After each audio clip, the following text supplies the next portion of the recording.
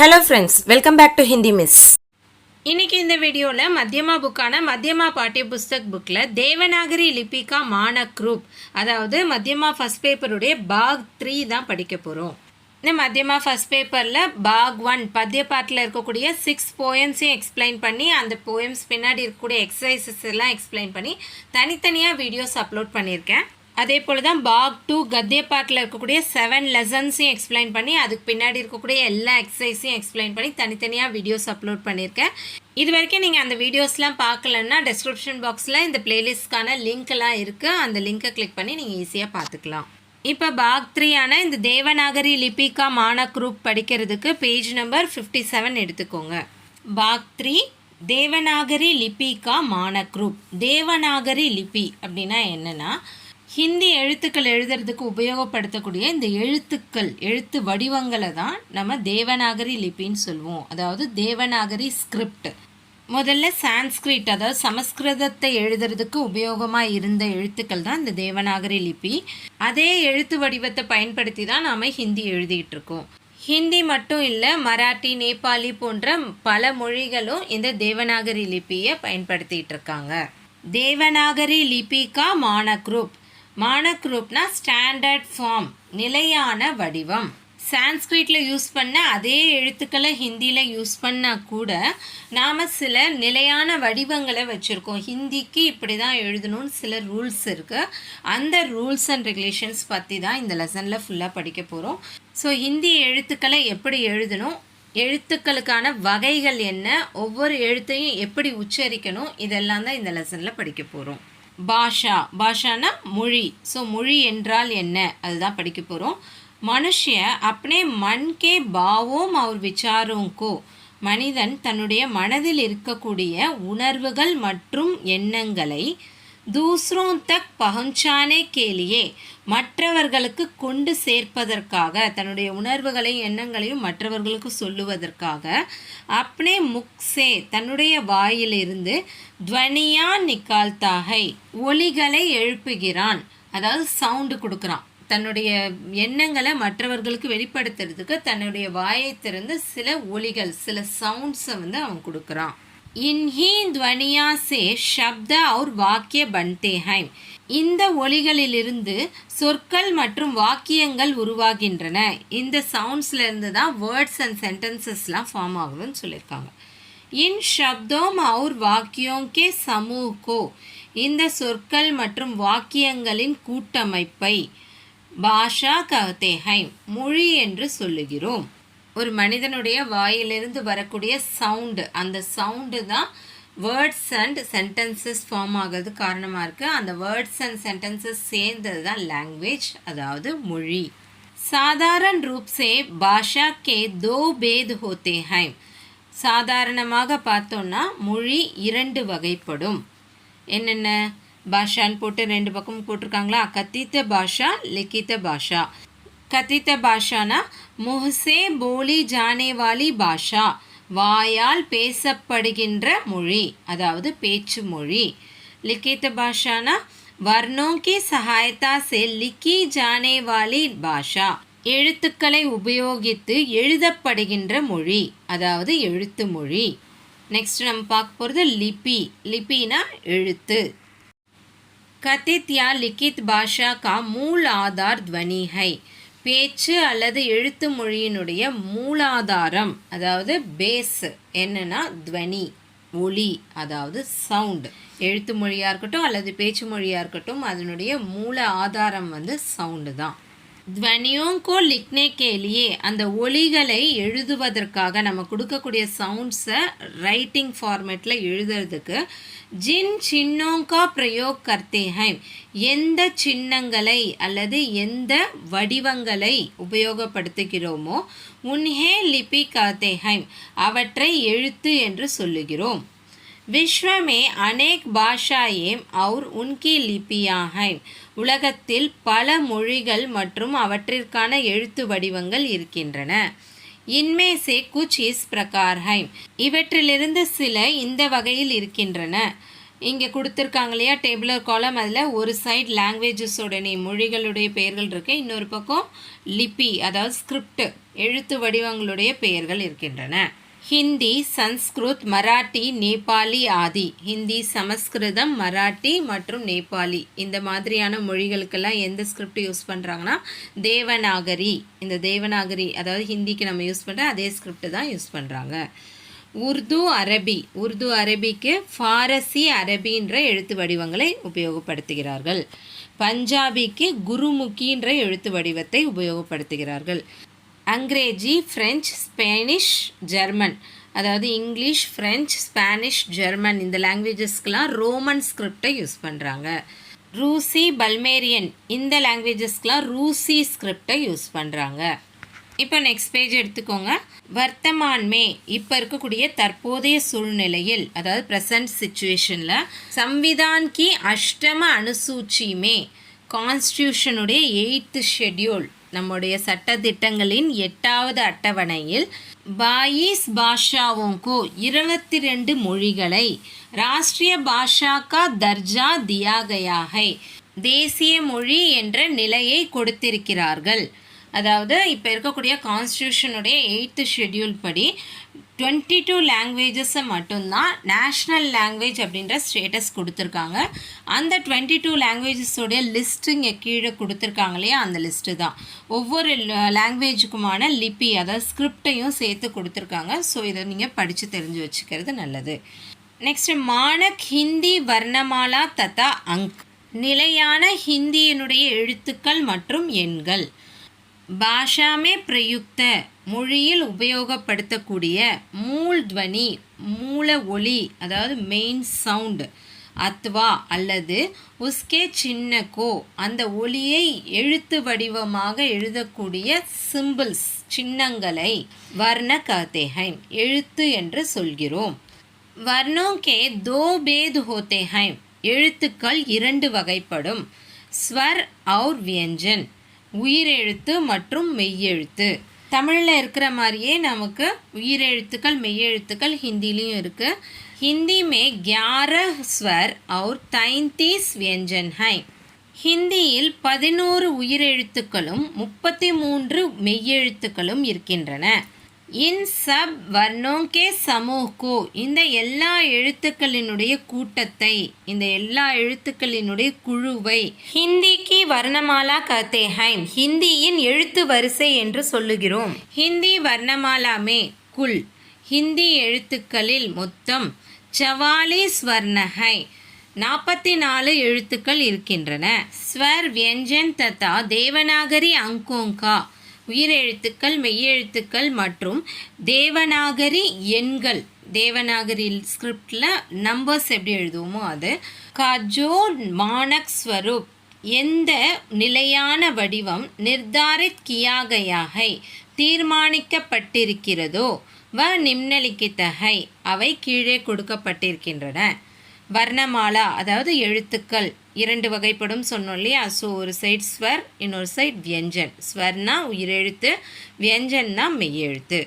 இதை பற்றிலாம் படிக்கிறதுக்கு நெக்ஸ்ட் பேஜ் எடுத்துக்கோங்க. ஸ்வர் ஸ்வர்னா உயிரெழுத்துக்கள். ஸ்வதந்திர ரூப் மே சுதந்திரமாக உச்சரித் கியே ஜானே வாலே வர்ணோங்கோ உச்சரிக்கப்படுகின்ற எழுத்துக்களை ஸ்வர் கஹ்தே ஹைம் உயிரெழுத்துக்கள் என்று சொல்லுகிறோம். इंग्लिश சொல்லணும்னா வவல்ஸ். ஸ்வரோं का प्रयोग स्वतंत्र रूप से होता है உயிரெழுத்துக்களினுடைய உபயோகம் சுதந்திரமாக இருக்கிறது. இதுக்கு என்ன அர்த்தம்னா உயிரெழுத்துக்களை எந்த எழுத்துக்களையும் சாராமல் நாம் தனியாக உபயோகப்படுத்த முடியும். இங்கே கீழே பாக்ஸில் கொடுத்துருக்காங்க இல்லையா ஆ ஆ இ ஈ உ ஊ ரு அல்லது ரி ஏ ஐ ஓ ஔ இதெல்லாம் தான் ஹிந்தியில் இருக்கக்கூடிய உயிரெழுத்துக்கள். அடுத்து வியஞ்சன் வியஞ்சன்னா மெய்யெழுத்துக்கள். ஸ்வரோं की सहायता से உயிரெழுத்துக்களினுடைய உதவியுடன் உச்சரித் வர்ணோं को உச்சரிக்கப்படுகின்ற எழுத்துக்களை வியஞ்சன் கஹ்தே ஹைம் மெய்யெழுத்துக்கள் என்று சொல்லுகிறோம். அதாவது இங்கிலீஷில் கான்சனன்ட்ஸ். உயிரெழுத்துக்களுடைய உதவி இல்லாமல் தனியாக இந்த மெய்யெழுத்துக்களை உபயோகப்படுத்த முடியாது. நம்ம தமிழில் மெய்யெழுத்துக்கள்னு சொல்லும்போது இக்கு இங்கு இச்சி இஞ்சி இதெல்லாம் தானே சொல்லுவோம். ஆனால் ஹிந்தியை பொறுத்தவரையும் மெய்யெழுத்துக்கள் எப்படி இருக்கும்னா க க கங்க அந்த பேட்டர்னில் தான் இருக்கும். அதாவது மெய்யெழுத்துக்களோட ஏன்ற உயிரெழுத்து சேர்த்து தான் உச்சரிக்கப்படும். அதனால தான் மெய்யெழுத்துக்கள் உயிரெழுத்துக்களின் உதவி இல்லாமல் செயல்பட முடியாதுன்னு சொல்கிறோம். இங்கே வந்து தனித்தனியாக க வர்க்க, ச வர்க்க, ட வர்க்க, த வர்க்க, ப வர்க்கன்னு கொடுத்துருக்காங்க. இந்த வர்க்கனா என்ன அப்படின்னா, இப்போ தமிழில் க அடுத்து ங வரும் இல்லையா? இங்கே ஆனால் கன்ற ப்ரொனன்சியேஷனே 4 டைம்ஸ் வருது. க க க க ங. அப்போ கவே 4 டைம் வருது, அப்புறம் தான் ங வருது. ஸோ இந்த 5 எழுத்துக்களும் சேர்ந்தது க வரிசை. அடுத்து ச வர்க்கல ச ச ஜ ஜ ஞ. ஸோ சா சவுண்டில் 4 லெட்டர்ஸ் வந்திருக்கு, அதுக்கப்புறம் ஞ வந்திருக்கு. இந்த 5 எழுத்துக்களும் சேர்ந்தது ச வரிசை. அடுத்து ட வர்க்க ட ட ட ட ந. இந்த 4 ட சவுண்ட்ஸு, அது பக்கத்தில் ந வந்திருக்கு. ஸோ இது வந்து ட வரிசை. த வர்க்க த த த த ந. ஸோ இந்த 4மே த சவுண்ட்ஸோடு வந்திருக்கு, அடுத்து ந வந்திருக்கு. ஸோ இது வந்து த வரிசை. ப வர்க்க ப ப ப ப ம. இந்த 4ம் பா சவுண்டோடு வந்திருக்கு, பக்கத்தில் ம வந்திருக்கு. இது வந்து ப வரிசை. மீதி இருக்கக்கூடிய 8 எழுத்துக்களும் எந்த வரிசையும் கிடையாது, லைனாக படிக்க வேண்டியதான். ய ர ல வ ஷ ஷ ச ஹ. இதெல்லாம் தான் மெய்யெழுத்துக்கள். இஸ்கே அலாவா, இதை தவிர வியஞ்சன் கே விபின்ன ரூப், மெய்யெழுத்துக்களினுடைய விதவிதமான உருவங்கள் நிம்னலிக்கித்த ஹைம் கீழே கொடுக்கப்பட்டிருக்கின்றன. இந்த மெய்யெழுத்துக்களை தவிர இன்னும் சில மெய்யெழுத்துக்கள் இருக்குது, அதெல்லாம் தான் கீழே கொடுத்துருக்காங்க. சம்யுக்த வியஞ்சன், அனுஸ்வார், விசர்க், சந்திரபிந்து, அர்த்தச்சந்திர, ஹல் சின்ன, ஆகத் வியஞ்சன். இந்த எல்லாத்தையும் தனித்தனியாக எக்ஸ்பிளைன் பண்ணி கீழே கொடுத்துருக்காங்க. சம்யுக்த வியஞ்சன் கூட்டு மெய்யெழுத்துக்கள். தோ வியஞ்சனோ கே மேல் சே, 2 மெய்யெழுத்துக்களினுடைய கூட்டமைப்பால், அதாவது சேர்க்கையால் சம்யுக்த வியஞ்சன் பன்டேஹைம், சம்யுக்த வியஞ்சன் அதாவது கூட்டு மெய்யெழுத்துக்கள் உருவாகின்றன. ஜெய்சே எக்ஸாம்பிள் கொடுத்துருக்காங்க. இக் ப்ளஸ் ஷ இக்ஷ, மீனாட்சி, தக்ஷின், இந்த வேர்ட்ஸ்லலாம் வருது இல்லையா, அதான் இக்ஷ. இத் ப்ளஸ் ர த்ர, காயத்ரி, சரித்திர, இந்த வேர்ட்ஸ்லலாம் வருது இல்லையா, அதுதான் த்ர.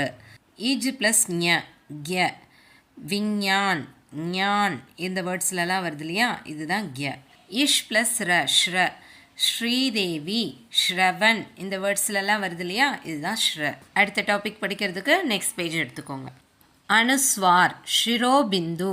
அனுஸ்வார்னா ஸ்வர்க்கு அப்புறம் வரக்கூடியது, அதாவது ஐ எழுதும்போது ஓக்கு அப்புறம் அம் எழுதுவோம் இல்லையா, ஸோ அதுதான் ஸ்வர்க்கு அப்புறம் எழுதக்கூடிய எழுத்து. ஷிரோபிந்து, ஷிரோனா தலை, தலைக்கு மேலே வைக்கக்கூடிய புள்ளி, ஒரு வார்த்தையினுடைய மேலே வைக்கக்கூடிய புள்ளி.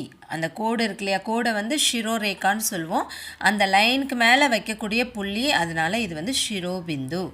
அணு ப்ளஸ் ஸ்வர் அர்த்தாத், அணு கூட்டல் ஸ்வர், அதாவது ஸ்வர்கே பாத், உயிரெழுத்திற்கு பிறகு ஆனேவாலா வியஞ்சன் ஹை, வரக்கூடிய மெய்யெழுத்து. இந்த அனுஸ்வார்ன்றது உயிரெழுத்துக்கு பின்னாடி வரக்கூடிய ஒரு மெய்யெழுத்து. அம்முன்னு ஒரு எழுத்து நம்ம வந்து ஐ வரிசையில் லாஸ்ட்டாக எழுதுவோம், ஆனால் அது ஆக்சுவலாக உயிரெழுத்து கிடையாது, மெய்யெழுத்து தான். அதுதான் இங்கே குறிப்பிட்டிருக்காங்க. வாஸ்தவ் மே, உண்மையிலேயே, இஸ்கா பிரயோக், இதனுடைய உபயோகம், சப்தக்கே ஆரம்மே ந ஹோக்கர், ஒரு சொல்லினுடைய ஆரம்பத்தில் வராமல், மத்திய யா அந்துமே ஹோத்தாகை, நடுவிலோ அல்லது முடிவிலோ இருக்கிறது. இந்த அனுஸ்வார் ஒரு வேர்டோடைய ஸ்டார்டிங்கில் எப்போவுமே வராது, மிடில்லையோ அல்லது எண்டுலேயோ தான் வரும். நாசிக்கிய துவனி ஹை, இது மூக்கினுடைய உதவியுடன் ஒலிக்கக்கூடிய ஒலி, அதாவது மூக்கொலி. ததா மற்றும் இஸ்கா லிப்பி சின்ன, இதனுடைய எழுத்து வடிவம் எப்படி இருக்கும்னா மேலே டாட் வச்சுருக்கோம், அதுதான் கொட்டேஷனுக்குள்ளே கொடுத்துருக்காங்க. அனுஸ்வார் கா பிரயோக் பஞ்சம் வர்ணக்கே ஸ்தான் பர் கியா ஜாத்தா ஹை. இதில் பஞ்சம் வர்ணனா என்னன்னு தெரிஞ்சுக்கோங்க. இப்போ அந்த மெய்யெழுத்துக்களுடைய லிஸ்ட்டு பார்த்தோம் இல்லையா, அதில் ஒவ்வொரு வர்க்கவுடைய 5th லெட்டர் கா வர்க்கவுடைய லாஸ்ட் லெட்டர், சா வர்க்க, அப்படி லாஸ்ட் லெட்டர் இருக்கு இல்லையா, இந்த 5 எழுத்துக்களை தான் பஞ்சம் வர்ண அல்லது பஞ்சாக்ஷர் அப்படின்னு சொல்லுவாங்க. ஸோ இந்த அனுஸ்வார்ன்றது இந்த 5 எழுத்துக்கள் எங்கெல்லாம் வருமோ அந்த இடத்துல ஸ்தான் பர் அந்த இடத்துல தான் இந்த அனுஸ்வாரை உபயோகப்படுத்துவாங்க. இந்த 5 எழுத்துக்களோட ப்ரொனவுன்சியேஷன் பார்த்தீங்கன்னா வேறு வேறு இருக்கும். இங்கு, இஞ்சு, இன்னு, இது வந்து இத்து கிடையாது, இன்னு தான் வரணும், இன்னு, இம்மு. ஸோ வேறு வேறு ப்ரொனவுன்சியேஷன் இருக்கக்கூடிய எழுத்துக்களுக்கு ஒரே சிம்பிள்னால் எப்படி யூஸ் பண்ணுறது அப்படின்னா, இந்த அனுஸ்வார் எந்த எழுத்துக்கு முன்னாடி வருதோ அந்த எழுத்தை பொறுத்து இதனுடைய ஒலி, இதனுடைய ப்ரொனவுன்சியேஷன் மாறும். இப்போ இங்கே எக்ஸாம்பிள் கொடுத்துருக்காங்க பாருங்கள். ஜெய்சே கங்கா, கங்காவில் புள்ளிக்கு அப்புறம் என்ன வருது, க வருது. க எந்த வரிசையை சார்ந்த எழுத்து, க வரிசையை சார்ந்த எழுத்து. அந்த க வரிசையோட கடைசியில் என்ன இருக்குது, ங இருக்குது. ஸோ இங்கே அனுஸ்வார் இங்குன்ற ப்ரொனவுன்சியேஷனில் தான் ஒலிக்கப்படும். அதாவது க இங்கு, கா, கங்கா. நெக்ஸ்ட் வேர்டில் பாருங்கள், அந்த டாட்டுக்கு அப்புறம் அதாவது அனுஸ்வாருக்கு அப்புறம் இருக்கக்கூடிய எழுத்து ச. ஸோ ச வரிசையோட கடைசி எழுத்து ஞ. ஸோ இஞ்சுன்ற ப்ரொனவுன்சியேஷனில் வரும். ச இஞ்சு, ச இல், சஞ்சல். இங்கே அடுத்த வார்த்தையில் பாருங்கள், அனுஸ்வாருக்கு அப்புறம் இருக்கக்கூடிய எழுத்து ஜூ. ஸோ அது வந்து ச வரிசையை சேர்ந்த எழுத்து. ஸோ ச வரிசையோட கடைசி எழுத்து இஞ்சு. ஸோ க இஞ்ச் ஜூ இஸ், கஞ்சூஸ். அடுத்த வார்த்தையில் அனுஸ்வாருக்கு அப்புறம் வரக்கூடிய எழுத்து ட. ட எந்த வரிசை, ட வரிசை. ஸோ ட வரிசையில் இருக்கக்கூடிய கடைசி எழுத்து ந, அதாவது என்னன்னு படிக்கணும். க இன் இட், கண்ட். ஸோ இப்படி தான் இந்த பஞ்சமாக்ஷர், அதாவது இங்கு, இஞ்சு, இன்னு, இன்னு, இம்மு, இந்த 5 எழுத்துக்களுடைய இடத்துல இந்த அனுஸ்வாரை உபயோகப்படுத்தலாம். எதி பஞ்சமாக்ஷர் கே பாத், ஒருவேளை இந்த 5 எழுத்துக்களுக்கு அப்புறம் கிசி அந்நிய வர்க்க கா கோயி வர்ண ஆயேதோ, இப்போ நமக்கு அந்த வர்க்க இல்லாத மற்ற வர்க்கங்கள்னு சொல்லி 2 லைன் தனியாக கொடுத்துருந்தாங்க இல்லையா, அந்த எழுத்துக்களுக்கு முன்னாடி இந்த 5 பஞ்சமாக்ஷர் எழுத்துக்களை உபயோகப்படுத்த வேண்டி வந்தால் உசே அனுஸ்வார் கே ரூப் மே பிரயோக் நஹி கியா ஜாதா, அவற்றை இந்த அனுஸ்வார் உருவமாக, அதாவது அந்த டாட் மாதிரி வச்சு உபயோகப்படுத்தக்கூடாது. ஸோ இந்த பஞ்சமாக்ஷர் எழுத்துக்களுக்கு பக்கத்தில் மற்ற வர்க்கத்தை, மற்ற வரிசையை சேர்ந்த எழுத்துக்கள் வந்தால் அது அனுஸ்வாராக உபயோகப்படுத்த முடியாது. எக்ஸாம்பிள் கொடுத்துருக்காங்க. ஜெய்சே அந்நிய, இங்கே ஏன்ற வேறு வரிசையை சேர்ந்த எழுத்து வந்திருக்கு. அந்த 5 வரிசைகள் இல்லாமல் வேறு வரிசையை சேர்ந்த எழுத்து வந்திருக்கு. அதனால இன்னுன்னு பாதி எழுத்தை எழுதியிருக்காங்க. அடுத்து வாங்மை, இங்கே வந்து ம வந்திருக்கு. மன்றது அந்த வரிசை எழுத்து கிடையாது, அது பஞ்சமாக்ஷரில் ஒரு எழுத்து. அதனால் இதுக்கு முன்னாடி இருக்கக்கூடிய இங்குக்கு ங எழுதி சின்ன லைன் கீழே போட்டிருக்காங்க. ங்கவுடைய மெய்யெழுத்து அப்படின்றத குறிக்கிறது தான் அந்த சின்ன லைன். அதுக்கு பேர் ஹல் சின்ஹ. அடுத்த டாபிக்ஸில் நம்ம படிக்க போகிறோம். அடுத்து இருக்கிறது சின்மை, உண்முக். இந்த 2 வார்த்தையிலையுமே ம தான் வந்திருக்கு. ஸோ நவை பாதியாக கட் பண்ணி இன்னுன்னு எழுதியிருக்காங்க. ஸோ இந்த இடத்துல எல்லாம் அந்த இன்னுக்கு பதிலாக புள்ளி வைக்கப்படக்கூடாது. புள்ளி வச்சா அது அனுஸ்வார். அனுஸ்வார் எங்கே வரணும்னா அது தன்னை அடுத்து வரக்கூடியது அந்த பஞ்சமாக்ஷர எழுத்துக்கள் இருக்கக்கூடிய வரிசையில் இருக்க எழுத்துக்கள் வந்தால் மட்டும்தான் வைக்கணும். பஞ்சம் வர்ண அந்த 5 எழுத்துக்களும், அந்த இங்கு, இஞ்சி, இன்னு, இன்னு, இம்மு, இந்த எழுத்துக்கள் எல்லாம் यदि द्वित्व रूप में हो तो भी, द्वित्व रूप में 2 बारன்னு ब्रैकेட்ல போடுவாங்க. ஸோ 2 டைம்ஸ், ஒருவேளை 2 முறை அந்த எழுத்துக்கள் வருவதென்றால் पंचम वर्ण अनुस्वार के रूप में परिवर्तन नहीं होगा, அந்த 5 எழுத்துக்களும் அனுஸ்வாராக, அதாவது அந்த புள்ளியாக பரிவர்த்தன் நஹி ஹோகா, மாற்றம் அடையாது, மாறாது. ஜெய்சே அன்ன, இன் ந வந்திருக்கு. ஸோ இன்னுக்கு பதிலாக மேலே புள்ளிலாம் வைக்கக்கூடாது. சம்மேளன், இங்கேயுமே இம் மே வந்திருக்கு. இம்முக்கு பதிலாக புள்ளி வைக்கக்கூடாது.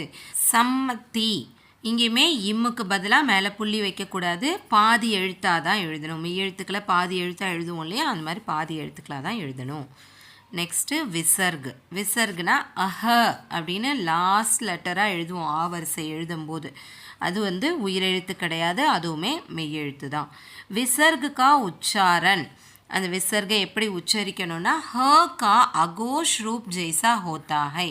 ஹ அப்படின்ற எழுத்துடைய அகோஷ் ரூப், ரொம்ப பலமாக உச்சரிக்கக்கூடாது, ஹ அப்படின்ற மாதிரி லைட்டாக உச்சரிக்கணும்னு சொல்கிறாங்க. ய சாமானியத்தக, இது சாதாரணமாக தத்சம் சப்தோங்கே அந்தமே, தத்சம் வார்த்தைகளுடைய முடிவில். தத்சம்னா என்ன அர்த்தம்னா சான்ஸ்கிரிட்டில் இருந்து வந்த வார்த்தைகள்.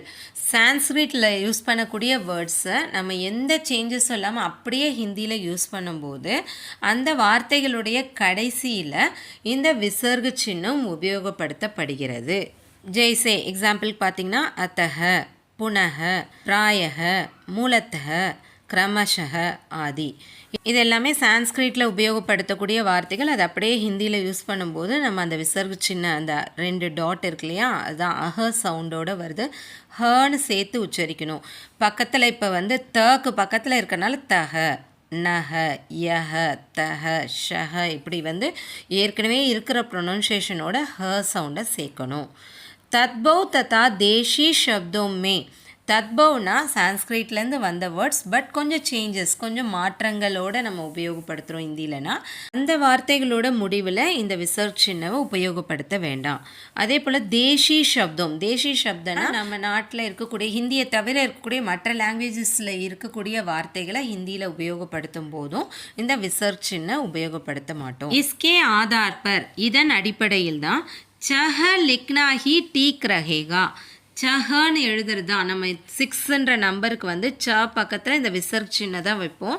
ஆனால் அப்படி வைக்கக்கூடாதுன்றாங்க. இந்த சஹன்னு எழுதுறது தான் சரியாக இருக்கும் அப்படின்னு சொல்கிறாங்க. அடுத்து அனுநாசிக் சின்ன, மூக்கொலி எழுத்துக்கள். சந்திரபிந்து, சந்திரன் அதாவது பிறை நிலா இருக்கு இல்லையா, அந்த மாதிரி ஹாஃப் ரவுண்ட் போட்டு மேலே புள்ளி வைக்கணும். இதுதான் சந்திரபிந்து. ய ஸ்வர்கா நாசிக்கிய விகார்ஹை. இது உயிரெழுத்துக்களை மூக்கால் ஒலிக்கக்கூடிய ஒலி. உயிரெழுத்துக்களையே மூக்கால் நம்ம காற்றை வெளியே விட்டு ஒலிச்சோம்னா அந்த ஒலியை தான் அனுநாசிக் சின்னன்னு சொல்கிறோம். इसमें स्वरों का ध्वनि गुण होता है. இதில் உயிரெழுத்துக்களுடைய ஒலித்தன்மை தான் இருக்கிறது. इसका उच्चारण मुंह और नाक से किया जाता है. இது வாய் மற்றும் மூக்கால் உச்சரிக்கப்படுகிறது. उच्चारण में हवा निकलती है. உச்சரிக்கும் போது காற்று வெளிவருகிறது. ஜெய்சே எக்ஸாம்பிள்ஸ் ஆ, ஊ, ஏ, மா, ஹூ, ஆயே. இது எல்லா எழுத்துலேயும் பார்த்தீங்கன்னா நம்ம வாயை திறந்து மூக்கால் உச்சரிக்கிறோம். ஸோ வாயை திறக்கும் போது காற்று வெளிவருகிறது. எதி ஷிரோரேகா கே ஊப்பர், வேர்டுக்கு மேலே போடுறோம் இல்லையா, அந்த லைனுக்கு மேலே ஜுட்னே வாலி மாத்ரா கே சாத், சேர்க்கப்படுகின்ற மாத்ராவுடன். மாத்ரா இருக்கு இல்லையா, மேலே லைன் போடுவோம், பக்கத்தில் ஒரு லைன் போட்டு மேலே ஒரு லைன் போடுவோம் உயிர்மெய் எழுத்துக்களாக மாற்றுறதுக்கு. அந்த மாத்ராவோட சேர்த்து சந்திரபிந்து ஆயேத்தோ, இந்த சந்திரபிந்து அதாவது அனுநாசிக் சின்னம் வந்துச்சுன்னா வஹா ஸ்தான் லாகவ் கோ தியான் மே ரக்குக்கர், அங்கே இடப்பற்றாக்குறையை மனதில் வைத்துக்கொண்டு. ஏற்கனவே ஒரு மாத்திரா இருக்குது, அது பக்கத்துலேயே சந்திரபிந்து போட்டோம்னா ஒரு பார்க்கறதுக்கு இடைஞ்சலாக இருக்கும், இடம் பற்றாக்குறையாக இருக்கும். அதனால் சிர்ஃப் பிந்து கா பிரயோக் கியா ஜாத்தா ஹை, ஜஸ்ட் புள்ளி மட்டும் வைப்பாங்க. அந்த சந்திரன் மாதிரி வரைஞ்சி புள்ளி வைக்காமல் வெறும் புள்ளி மட்டும் வைப்பாங்க. ஜெய்சே மைன், நஹி, மே ஆதி. இது எல்லாமே நம்ம அனுஸ்வாராக நினச்சி மைம், நஹீம், மேம் இப்படி படிக்கக்கூடாது. அனுநாசிக் சின்ன எப்படி படிப்போமோ அப்படி தான் படிக்கணும். மை, யஹி, மே இப்படி தான் படிக்கணும். அர்த்த சந்திர, சந்திர பிந்துவில் என்ன பண்ணுவோம், ரவுண்டு மாதிரி ஹாஃப் ரவுண்டு போட்டு மேலே புள்ளி வைப்போமா. இதில் அர்த்த சந்திரில் வெறும் அந்த ஹாஃப் ரவுண்ட் மட்டும் போடுவோம், டாட் வைக்க மாட்டோம். அங்கிரேஜி கே ஜின் சப்தோம் மே, இங்கிலீஷ்லேருந்து வந்த எந்த வார்த்தைகளில் அர்த்த விவ்ருத்த ஓ துவனி கா பிரயோக் ஹோதா ஹை. அர்த்த விவ்ருத்தனா பாதி ஓப்பனான, பாதி திறந்த, ஓன்ற ப்ரொனன்சியேஷன் முழுசாக வராமல் பாதி மட்டும் வரக்கூடிய இங்கிலீஷ் வேர்ட்ஸில் உன்கே சுத்த உச்சாரன் கோ ஹிந்தி மே லானே கே லியே, அதனுடைய சரியான உச்சரிப்பை ஹிந்தியில் கொண்டு வருவதற்காக ஆக்கே மாத்ராக்கே ஊப்பர், ஆ மாத்ராக்கு மேலே அர்த்த சந்திர லகாயா ஜாத்தா ஹை. இந்த ஹாஃப் சர்க்கிள் மேலே போடுவாங்க அந்த ஆ மாத்ராக்கு மேலே. ஸோ ஆன்ற ப்ரொனன்சியேஷனும் வரும், ப்ளஸ் அந்த சின்ன ரவுண்டு இருக்கிறனால அது ஓன்ற ப்ரொனன்சியேஷனுக்கான எழுத்து அப்படின்றது தெரியும். ஜெய்சே எக்ஸாம்பிள்ஸ் கொடுத்துருக்காங்க. ஹால், மால், டாக்டர், டாக்கீஸ் ஆதி. இந்த வேர்ட்ஸ் எல்லாமே இங்கிலீஷில் வரக்கூடிய வேர்ட்ஸ் ஹிந்தியில் அப்படியே யூஸ் பண்ணுறோம். அதனால தான் அந்த வேர்ட்ஸ்க்கு மேலே அர்த்தச்சந்திர சிம்பிளை எழுதுகிறோம். நெக்ஸ்ட்டு ஹல் யா ஹலந்த் சின்ன. இதுலேயே கீழே ஹல் கீழேயே ஒரு லைன் போட்டிருக்காங்க இல்லையா, அதுதான் ஹல் சின்ன. ஏ சின்ன வியஞ்சன் கே நீச்சே லகாயா ஜாத்தா ஹை. இந்த சின்னம் மெய்யெழுத்துக்கு கீழே எழுதப்படுகிறது. இஸ்கா உச்சாரன் ஸ்வர் ரஹித ஹோத்தா ஹை. எந்த மெய்யெழுத்துக்கு கீழே இந்த ஹல் சின்னையோ யூஸ் பண்ணுறோமோ அந்த எழுத்து ஸ்வர் ரஹித ஹோத்தா ஹைனா உயிரெழுத்து இல்லாமல் உச்சரிக்கப்படுகிறது. அதாவது தாக்கு கீழே கோடு போட்டால் இத்துன்னு படிக்கணும், தாக்கு கீழே கோடு போட்டால் இத்துன்னு படிக்கணும். ஸோ இந்த ஹல் சின்ன இருந்துச்சுன்னா உயிரெழுத்தை நீக்கிவிட்டு உச்சரிக்க வேண்டும். அர்த்தாத் வஹ் வியஞ்சன் விஷுத்த ரூப் சே வியஞ்சன் ஹை. அதாவது அந்த மெய்யெழுத்து சுத்தமாக மெய்யெழுத்தாகவே உச்சரிக்கப்படுகிறது. இப்போ நம்ம தமிழ்லலாம் மெய்யெழுத்துனா எதை சொல்லுவோம்? இக்கு இச்சை தான் சொல்லுவோம், கங்காச்சாவை சொல்ல மாட்டோம். ஆனால் இங்கே ஹிந்தியில் கக ககங்க தான் மெய்யெழுத்துன்னு சொல்கிறோம். ஸோ இந்த ஹல் சின்ன யூஸ் பண்ணும்போது தான் உண்மையான மெய்யெழுத்தாக அந்த மெய்யெழுத்து மாறுகிறது. ஜெய்சே எக்ஸாம்பிள்ஸ் கொடுத்துருக்காங்க. ஜகத். இந்த ஜகத் பார்த்தீங்கன்னா தா கீழே கோடு போட்டிருக்காங்க. கடைசி எழுத்து எப்படி இருந்தாலும் நம்ம மெய்யெழுத்தாக தான் படிப்போம்னு நினைக்கலாம். ஆனால் இதில் சான்ஸ்கிரிட்டில் கடைசி எழுத்தை மெய்யெழுத்தாக படிக்கிற வழக்கம் கிடையாது. தாக்கு கீழே இந்த கோடு இருந்தால் மட்டும்தான் இது ஜகத். அடுத்து வித்வான். தாக்கு கீழே கோடு போட்டிருக்காங்க. ஸோ இதுன்னு படிக்கிறோம். சின்ன, புட்டா ஆதி. மெய்யெழுத்தை பாதி எழுத்தாக எழுதினாலும் அது வந்து இக்குங்குச்சு அந்த ப்ரொனவுன்சியேஷனில் வரும், தெரியும் இல்லையா? இந்த கோடு இருக்கிற எழுத்துக்களை கோடை எடுத்துட்டாங்கன்னா அது மெய்யெழுத்தாக மாறும். அப்படி கோடை எடுக்க முடியாத எழுத்துக்களை மெய்யெழுத்தாக மாற்றுறதுக்கு இந்த ஹல் சின்ன உபயோகப்படுத்தலாம். இப்போ நெக்ஸ்ட் பேஜ் எடுத்துக்கோங்க. ஆகத் வியஞ்சன் ப்ராக்கெட்டில் டாட் மாதிரி வச்சுருக்காங்க இல்லையா, அதாவது மெய்யெழுத்துக்கு கீழே இந்த டாட் வைப்பாங்க. இதை நுக்தான்னு சொல்லலாம். இது எங்கே உபயோகப்படுத்தப்படும்னா உருதுசே ஆயே, உருதுவிலிருந்து வரப்பட்ட அரபி ஃபாரசி மூலக் சப்த. அரபி மற்றும் ஃபாரசி மொழிகளினுடைய மூல வார்த்தைகள் ஹிந்தி மே ஜியோங்கே தியோங் பிரயோக் கியே ஜாத்தே ஹை. ஹிந்தியில் ஜியோங்கே தியோன்னா எப்படி இருந்ததோ அப்படியே, அந்த ஃபாரசி அரபி மொழியில் எப்படி உபயோகப்படுத்தப்பட்டதோ அப்படியே ஹிந்தியிலையும் உபயோகப்படுத்தப்படுகிறது. और हिंदी के अंग बन चुके हैं.